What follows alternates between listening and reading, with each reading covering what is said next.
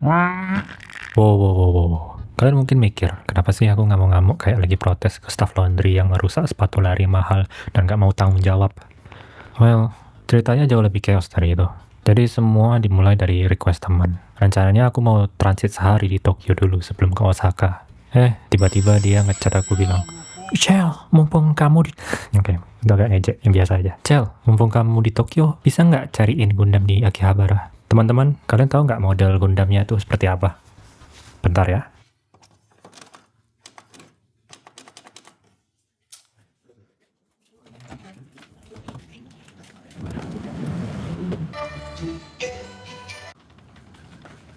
Sip, terima kasih.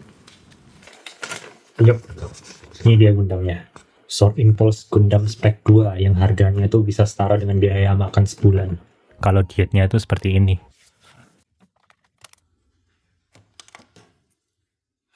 Responku waktu itu, enggak lah, gila apa? Aku baru pertama kali ke Jepang malah disuruh beli Gundam. Aku bohong, aku bilang iya.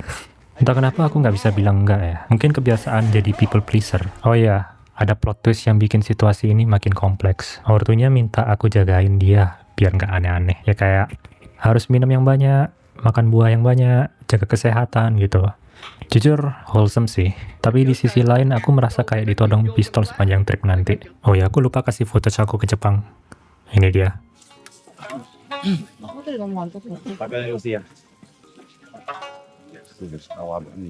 Karena aku orangnya kepo, dalam artian aku bisa tersesat ke dimensi lain. Dan masih bilang aja kayak aman-aman aja kok. Aku kayak nggak masalah kalau tersesat sampai ke utara. Jadi akhirnya aku memulai quest pertama ke Tokyo. Dan guys, pengalaman hari pertama ini adalah sesuatu yang bisa aku describe sebagai kayak ibaratnya tutorial level tapi tiba-tiba mendadak difficulty-nya jadiin hardcore mode. Wajar sih, karena ini pertama kalinya aku di Jepang. Aku kayak manusia purba yang baru pertama kali nemu api dan nggak tahu mau diapain api itu. Sekarang kalian cuma mungkin mikir, paling cuma sedikit kebingungan. Kan semua orang juga gitu pas pertama kali. No. Tunggu dulu. Ini lebih dari sekadar sedikit kebingungan. Mungkin tak ceritain ya. Oh, keluar bahasa Jawa aku. Dimulai dari locker bandara. Simple kan? Taruh tas, masukin koin, ambil kunci. Oh, enggak semudah itu, bro. Aku ngabisin 45 menit. Bentar. 45 menit. Semoga nggak ada yang denger. Mondar-mandir ke depan locker sampai tengah terminal bandara kayak NPC Skyrim. Aku literally bengong di depan layar monitor locker yang sepenuhnya dalam bahasa Jepang. Manesan yang merhatiin aku probably mikir, ini orang bisa pakai locker nggak sih? Sambil kasih tatapan yang sopan. Tapi ada sedikit kasihan atau khawatir aku. Nggak kayak di Indonesia. Makan sendiri aja jadi bahan syukuran di TikTok. Aku menyerah. Tasukite kudasai. Hai, wakarimashita. Aku butuh orang dewasa untuk dilanjutkan dengan penjaga stasiun yang benar-benar kasih aku tatapan mematikan. Hai guys, kalian lebih suka mana? Suka tomboy atau femboy? Kalau aku sih udah jelas tomboy. Yosha, mari selesaikan misi. Gundamnya nggak ada, stoknya habis. Aku nak meletup. Nah, bercanda kok. Aku lebih kayak kecewa aja. Kayak orang yang udah antri sejam di restoran, terus pas giliran pesen, malah stoknya udah habis. Tapi sejujurnya, pengalaman kesini lebih worth it daripada effort ke Akihabara. Cel. Kamu nggak tahu apa yang bakal terjadi di part selanjutnya. Oke, intinya Tokyo tuh udah selesai. Aku nggak mau mikirin lagi ke tempat Tokyo. Saatnya pindah ke Osaka. Dan guys, aku punya fun fact. Menurutku pas di Tokyo tuh cuacanya lifeless, grey, suram gitu. Vibes-nya itu kayak jiwa penduduknya tuh udah diekstrak sama dewa korporat. Nggak bermaksud untuk nyindir orang-orang di sana atau gimana. Tapi energinya tuh memang beda. Gini aja, buktiin aja nih. Sekarang, lihat ini. Jadi itu ibaratnya tuh habis main game Mobile Legends lalu main Stardew Valley. Oke, jadi hari ini rencananya simple aja. Aku ketemu teman di Namba, nginep pakai twin room hotel. Aku menekankan kata twin room. Ada teman lain yang sebelumnya dengan tanpa dosa suggest kamar dengan single bed. Katanya tuh tanda kutip biar bisa peluk-pelukan pas tidur dan lebih nyaman. Bro, shut the fuck. Jenis fanfiction senario apa yang kamu usulkan di sini? Mana muka kamu? Biar bisa ditampar. Kamu kebanyakan baca manhwa yaoi atau gimana gitu? Sampai suggest hal kayak gitu dengan muka polosmu itu.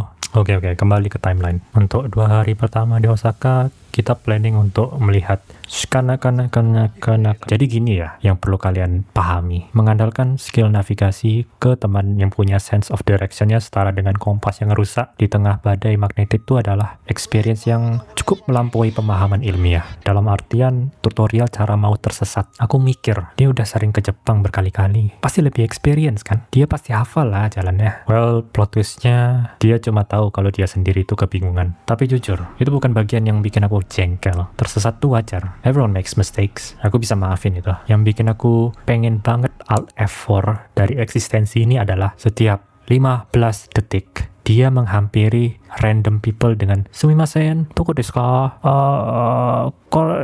Koko doko desu ka? Nanya tuh nggak masalah. Tapi bro, kita aja belum nginjak 10 steps dari orang terakhir yang kita tanyain.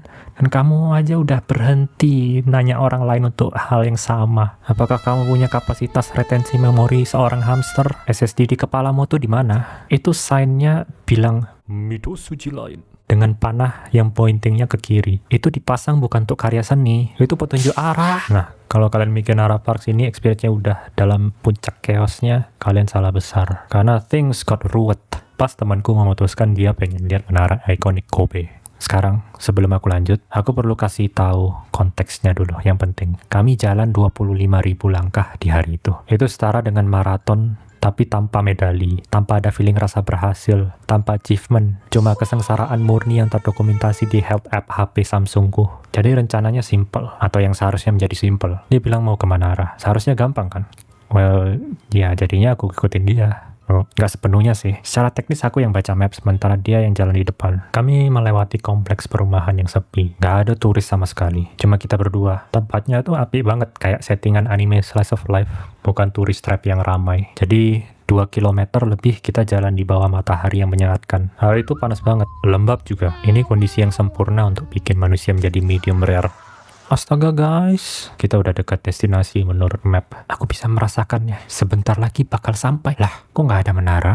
Kosong, nggak ada apa-apa. Kalau kita lanjut, ntar kita ke logistik Nippon. Emang kita mau ngimpor kargo. Kami di situ bengong, ngecek kembali map berkali-kali kayak itu bakal tiba-tiba berharap ada menara spawn gitu di depan mata kita. Terus kita nanya ke tukang sapu yang lagi kerja di sekitar situ. Bapaknya ramah. Dan juga penasaran, kenapa ada 2 turis menuju pabrik logistik? Dia bilang dengan sopan dan sedikit bingung. Sumimasen, di sini tidak ada menara. Dan momen ini ada yang keklik di otakku. Bro, kamu benar-benar yakin ini tempatnya? Coba aku yang cek mapnya. Karena di sini literally kosong. Cuma ada pom bensin aja di seberang jalan. Oh alah. Kalian mau tahu di mana sebenarnya harusnya kita pergi? Kita di sini. Dan destinasi utama itu di sana. Selisihnya hampir 6 km. Iya, 6 km. Nggak jauh kok. Aman. Rasa lelah bercampur dengan kepasrahanku. Kita udah terlalu jauh untuk nyerah. Jadi kita hanya pergi ke sana juga jadinya. Naik kereta ke lokasi yang benar dan finally sampai di menara. Segampang itu guys. Dan aku ambil foto masterpiece ini sebagai kompensasi untuk physical dan emotional damage. I'm gonna crash out. Oke. Hari berikutnya kami mulai menjelajah ke Tokyo. Naik kereta. Kota yang indah, kaya budaya, bersejarah, dan juga cukup mahal untuk bikin dompet nangis. Vibes-nya mengingatkan aku sama Malang versi Indonesia. Ya karena kotanya tua aja sih. Kami ke daerah yang viral itu, yang ada Yusho, yoi yoi yoi. Itu di Kiyomizu. Tapi kita bukan nyoba mochinya. Kita nyari matcha yang katanya legendary, must try, dan life changing. Oh ya, katanya di sana ada perkumpulan kultus matcha di mana kita dicuci otak sehingga menjadi kecanduan matcha gitu. Nah, guys, aku cuma rekayasa aja. Antriannya panjang. Kami antri cukup lama. Lamanya tuh cuma 10 menit soalnya menunya cuma matcha, hojicha, dan aku lupa apa itu. Oh ya, matcha. Tapi berdasarkan hype-nya harusnya worth it kan? Dan guys, it was worth it. Rasanya tuh benar-benar amazing.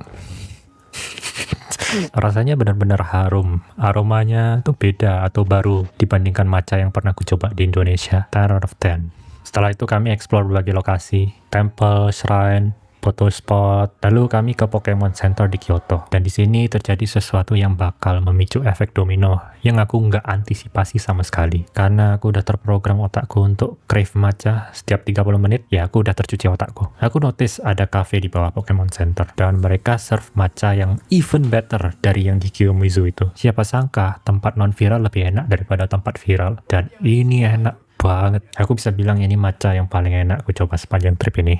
Dan ini juga adalah keputusan terburuk yang punya konsekuensi jangka panjang. Matchanya strong banget, kayak really strong. Bikin serak langsung di tenggorokanku. Dan ini adalah detail yang kritis. Kebetulan banget nih, mau masuk musim dingin, jadi temperaturnya lagi drop. Dan sistem kekebalan tubuh lebih mudah melemah. Hasil akhir dari kombinasi ini, aku kena radang tenggorokan. Kayak bener-bener parah sakit. Sampai nelan pun rasanya nyeri. Oh ya, aku lupa mention detail penting lain yang menambah penderitaanku. Kok aku lupa-lupa sih ngasih rincian? Aku pakai sepatu ini. Jadi dari kemarin kakiku udah pegel parah. Dan sekarang ditambah radang tenggorokan. Apalagi di buffnya, di status parku. Oh, aku notice dia juga mulai batuk-batuk kering dari waktu itu. Tapi dia bilang fine aja, gak sakit. Like bro, kamu yakin? Like kamu batuk kayak Arthur Morgan di Red Dead Redemption 2 chapter 6. Firasat aku tuh kayak, aku tahu dia juga kena radangan, tapi aku nggak bisa buktiin. Nah, secara logika, kalau lagi sakit, terutama radang, harusnya itu beristirahat. Hindari aktivitas berat, malah diajak jalan lagi. Oke, itu suara dead inside-ku. Oh my god, sekarang aku ingat dengan jelas. Dia promise bakal kasih aku waktu luang untuk explore dan shopping di Osaka. Jadi gini ya, aku nggak bisa. Softwareku tuh lagi sakit, bodiku nggak sebugar kemarin. Ya, intinya aku sekarang berjalan dalam mode power darurat. Cel, sekarang kesempatan kamu. Saatnya bebas melakukan apapun yang kamu mau. Is this guy serious? Is he joking? Apa kamu nggak bisa baca situasi nggak? Apa kamu nggak tahu aku lagi sakit gitu? Tapi mau nggak mau tetap harus jalan berdua sih, karena aku udah yakisoku kepada orang tuanya. Saling babysitting sesamanya. Jam makan siang, aku nggak bisa membuat keputusan tentang mau makan apa. Otakku sekarang nih udah tidak berfungsi secara maksimal untuk milih-milih. Karena aku sekarang dalam mode power saving. Tiba-tiba dia bilang, Cel, ikuti aku dengan muka serius. Akhirnya, di balik momen keputusasaan ini, ada juga secercah harapan. Kami berjalan 15 menit, 17 menit, 20 menit. Aku follow dia dengan optimis. Berasumsi dia tahu tempat destinasinya. Terus dia tiba-tiba berhenti di tengah jalan. Dan dengan santainya mengatakan, bebas Jal, mau makan apa? Tunggu. Jadi dari tadi kamu sebenarnya nggak mimpin aku ke resto gitu. Jadi kamu cuma jalan-jalan aja ke arah yang random. Yap, itu adalah ceritanya. Absolute cinema. Tepuk tangan. Pasca kejadian itu, 2 hari yang seharusnya bisa jadi free time untuk explore, gak bisa memaksimalkan sama sekali karena kondisi sakit. Aku tidak melakukan hal-hal yang menguras tenaga selain enjoy pemandangan kota Jepang, kayak lansia yang menikmati momen pensiunnya. Oh, dan kasur hotel untuk bermalas-malasan. Waktu di Leye, tiba-tiba HP aku berdurin. Ortunya nelpon. Dia bilang, terima kasih, Cel. Terima kasih banyak loh, udah jagain dia. Ya, aku responnya udah pasti, oh iya, nggak apa-apa kok, Ai. Kita having fun kok. Dia juga suka jalan-jalan. Well, at least aku dapat approval 2 jempol dari ibunya. Terlepas dari semua ini, aku sebenarnya kurang lebih masih enjoy sih liburannya. Kami pergi ke Nara Park, ke kastil bersejarah, taman-taman yang estetik, untuk foto IG, cocok untuk pamerin Strava, beli random Pokemon cards karena ngehedon aja, makan-makan enak. Tetap ada momen seru di balik semua kekacauan ini. Karena, hey, bakal bohong kan kalau aku bilang dari awal sampai akhir tuh nggak suka sama sekali liburan di sini. Ntar kayak typical vlog-vlog yang wholesome seperti